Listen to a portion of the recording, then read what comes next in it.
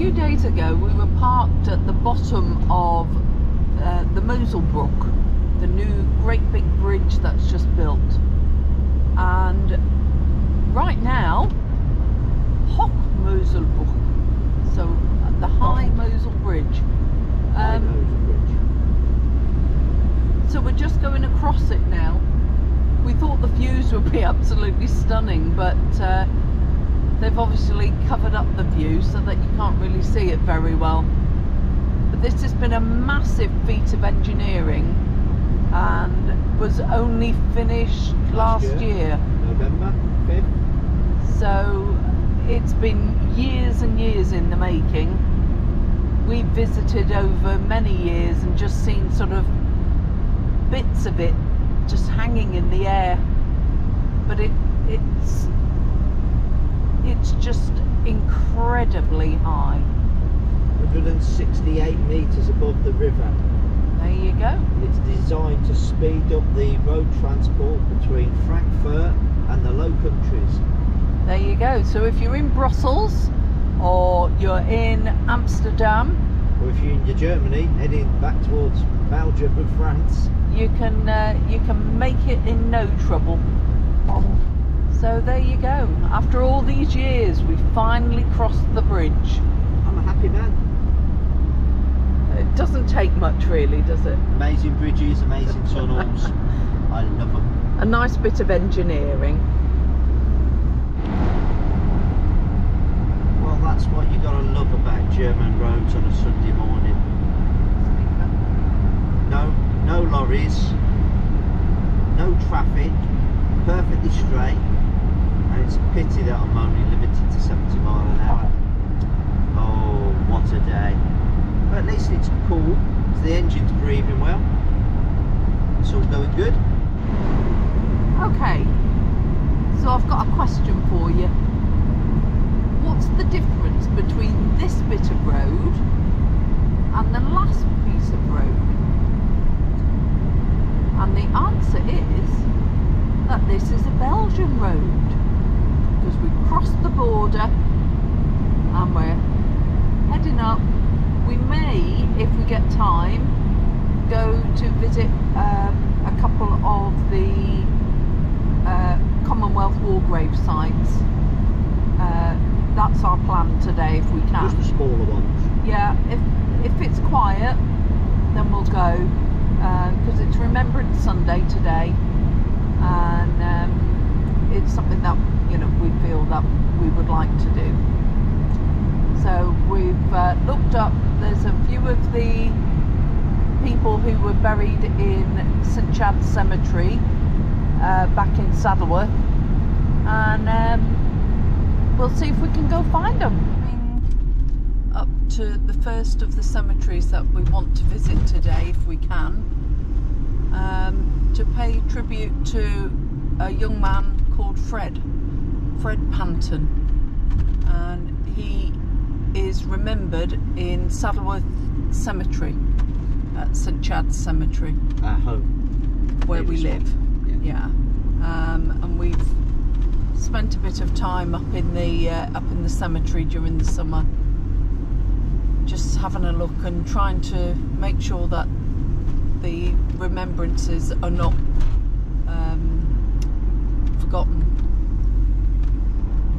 So we're looking for Polkapelle Cemetery. After 300 yards, turn right, Brunswick, then you have reached your destination. It is on your left. I think it's just here. There's a green sign there, and you can see the wall around it. Then you have reached your destination. It is on your left. In all of these little cemeteries, there's a little register just at the entrance, and Fred Panton is here. He was only aged 19, and he was the son of Mr. and Mrs. A.G. Panton of Huddersfield Road, Waterhead. So he's the one that we're looking for today.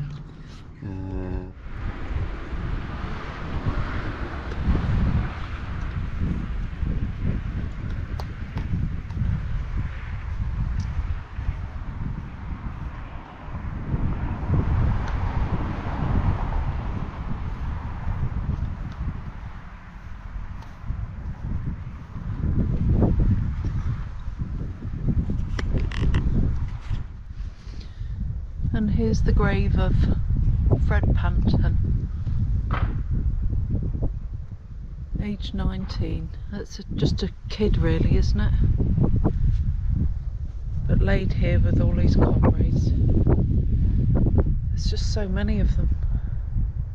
And this is just one of many, many graveyards here and here. We've just arrived at Bard Cottage Cemetery now, where two of the Saddleworth lads are buried, and it's Arthur Newby and Harold Schofield.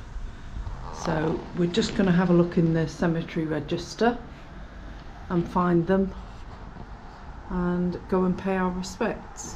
As I said before, there is a register and a little visitor's book at each of the cemeteries, and you just find everybody alphabetically.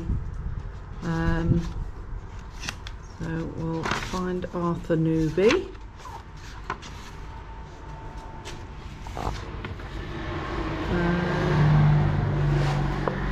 Here we are, drummer Arthur William, the 1st 7th Battalion of the Duke of Wellington's West Riding Regiment. Now, this was a very local regiment to us, and bless him, he was only 18, and his parents lived on Wool Road in Dogcross, so a stone's throw away from where we live.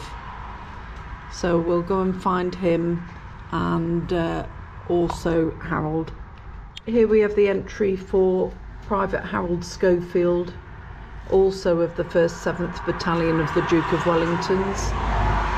He was aged 23, and his parents lived in Haybottoms in Greenfield. So here don't worry about it. Here we have the grave of Harold Schofield, aged 23, and he died on the 26th of July 1915. Buried alongside his comrades.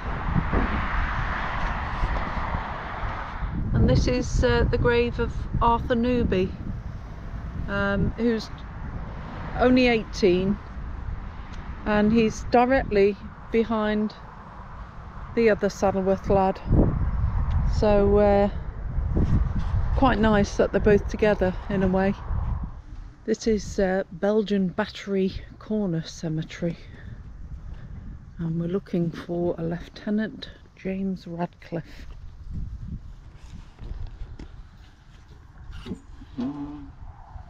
So we shall have a little look. So there's Lieutenant James Radcliffe. Now I think that they might have made a mistake on his entry and said that his parents lived in Far Lane, but there is actually a Fir Lane in Greenfield, which I know very, very well. So we'll go and pay our respects to him. He was 26 and the first commissioned officer that we're going to find today. So underneath this beautiful tree, here lies James Radcliffe, aged 26. That seems quite old looking at all the other people around him, but when you think, when you think what a 26-year-old does now, it's not really, is it? And his family have put on "Blessed are the pure of heart" at the bottom. But it's quite a small cemetery. It was attached to a dressing station here. 573 graves, and that is considered in these parts to be a small cemetery. Very small. Yeah. From the first one we stopped up at Pokapple, we've probably passed 7 or 8 of varying sizes, but given that the one we last visited had got nearly 7,000, and we've passed 2 that were larger than that.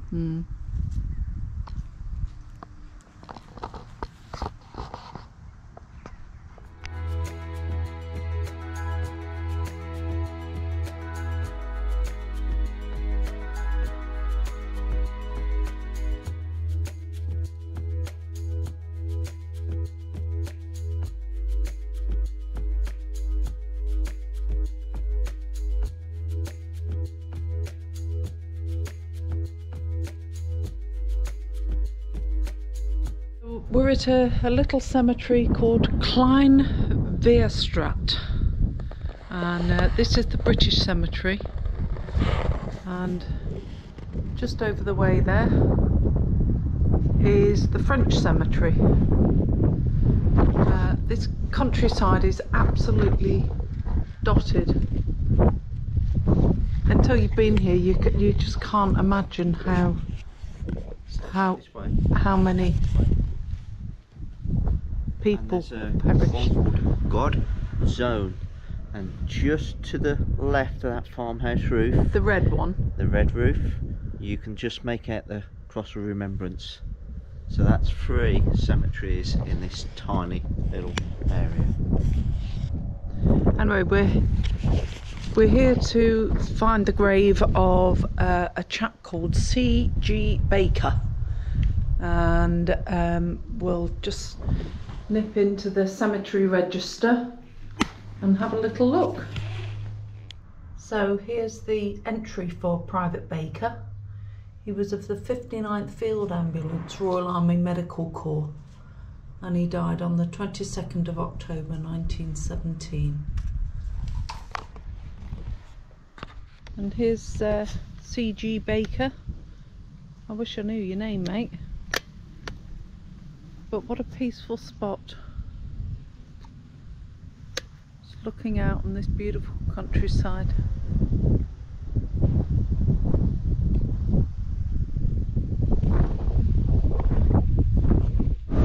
We're just heading off for the Eurotunnel port now, and the sun's just come up above the horizon. It's another beautiful day. Sorry my windows are so filthy. We're going to spend the next 14 days in lockdown just cleaning this old van, getting it all lovely. But we've had a lovely time, haven't we? We have had a lovely time. Helen is illuminated in red sunshine. It's my Saint-Tropez tan. Just I'll turn off now for the tunnel. I don't know quite how far we are away. Not far. Don't take the freight one. Don't take the freight one. Don't Thank you. take the freight.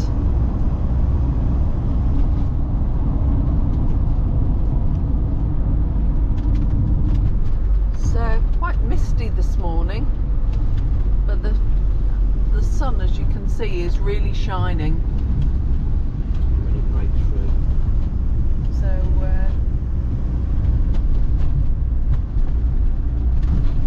actually rather impressive. Look at that.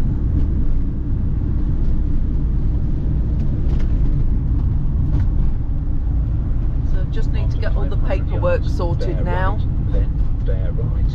Get ourselves checked in, and then get the dog booked in, and just hope that we haven't made a mistake on something. Right, there's the sign for pet reception. Right, okay. Well, that's us. We're through passport control, we're through security, dog's been checked in, she's got a ticket, we're ready. We've got crossing an hour early for our embarkment, and we're good to go.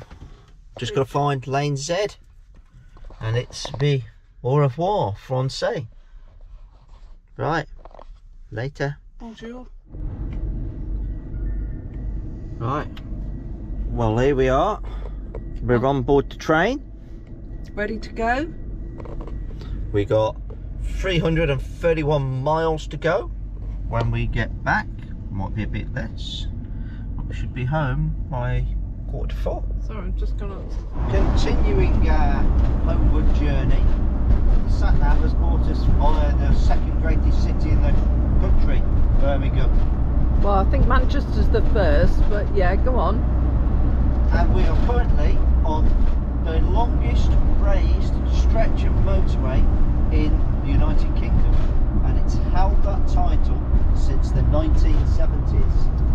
Well, fancy that, eh? On the right hand side we have the old Fort Dunlop, where they used to make Dunlop tyres.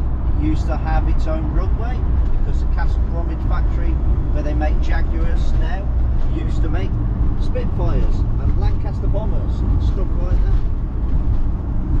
And on the left, as we look out, is where I used to live near enough. There you go. And it's good to be home. Oh. Like a minute and a half, because What? really it's a bit crap.